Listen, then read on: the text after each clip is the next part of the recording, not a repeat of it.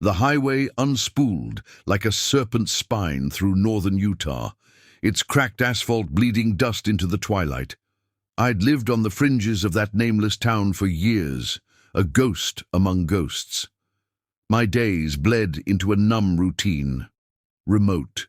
Work, grocery runs, and the hollow silence of 40 acres of scrubland. The town's only store was a fluorescent purgatory of flickering lights and expired coupons.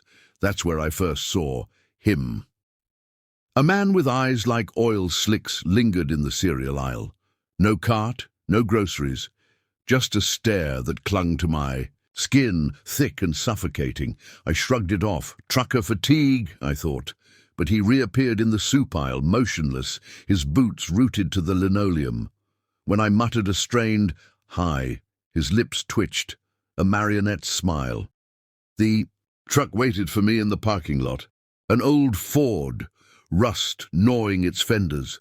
Its windshield was a black mirror, hiding whoever sat inside.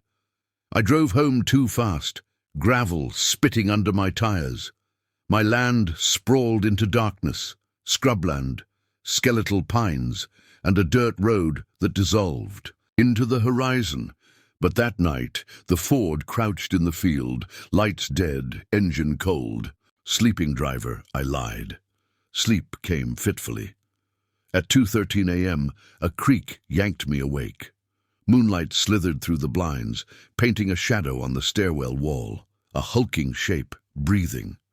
My phone trembled in my hand as I whispered to 911. The police found him minutes later sprinting toward the Ford. Same man, no stolen goods, just a knife glinting in his pocket, its blade etched with symbols I didn't recognize. Part 2. The pine sentinels I fled at dawn, the highway swallowing me whole. Minnesota's forests rose like prison walls, their pines clawing at the sky. The Airbnb cabin hid behind a row of sentinel trees, their needles hissing warnings in the wind. The host arrived unannounced, a bald man reeking of wet soil and decay. "Just checking in," he grinned, teeth yellow as old bone. Midnight brought a second knock, harder, hungrier. "Open up. One more thing." Through the window, his eyes glinted, a predator's gaze. The real host lived 3 counties over. Police found bootprints circling the cabin, deep and deliberate, as if he'd paced for hours. No trace of the imposter. Just a fading stench of rot and a single Polaroid tucked under the doormat. Me, asleep in the grocery store parking lot, the Ford's shadow looming behind my car. Part 3. The Axe's Lullaby. We didn't stop running. My mother, brother and I, holed up in a rental deeper in the woods. A cabin sagging with age, its walls groaning secrets.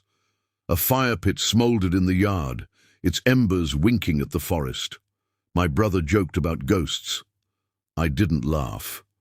The first thunk came at dusk, a single axe strike echoing through the pines. We froze, our breath frosting the air. "Deer hunter," Mom said, too quickly, but the strikes grew rhythmic, a lullaby of splitting wood. That night, the door shuddered under a storm of blows. Through the peephole, a silhouette, axe raised, face shrouded by a hood. Not a man, a shape, its edges blurring like smoke. Wood splintered.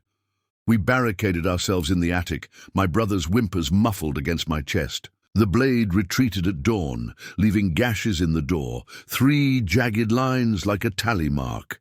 Part 4. The Hollow City. They say highways are veins, carrying life, but mine carried rot. The stalker, the imposter, the axeman, all phantoms of the unseen road. The Utah cop claimed the stalker was a trucker hunting easy targets. The Minnesota sheriff blamed a squatter, high on meth. The FBI took the Polaroid, said the symbols on the knife matched unsolved cases in 3 states. I moved back to the city. Skyscrapers are poor armor. My apartment hums with sirens, but at night I hear gravel crunching outside. A truck idles. In the alley, lights off. Last week I found a Polaroid taped to my door, me buying coffee, the Ford's grill visible in the crosswalk reflection. Yesterday, a new symbol appeared on my windshield, a circle with 3 slashes, blood red and sticky. I scrubbed it raw, but the stain won't lift. Epilogue. The roads hunger. Some roads are cursed. They don't lead to places. They pull things out of them. Things that smell like soil and steel. Things that watch from empty aisles and dark windows. Things that don't need motives. The Ford still follows. Sometimes it's black, sometimes blue. Once it had no license plate, just that symbol scratched into the bumper. I've stopped reporting it. The cops shrug, say trucks like that don't exist in their databases. Tonight, I'm packing again. The road hums outside, patient, eternal. It knows I'll return. We always do.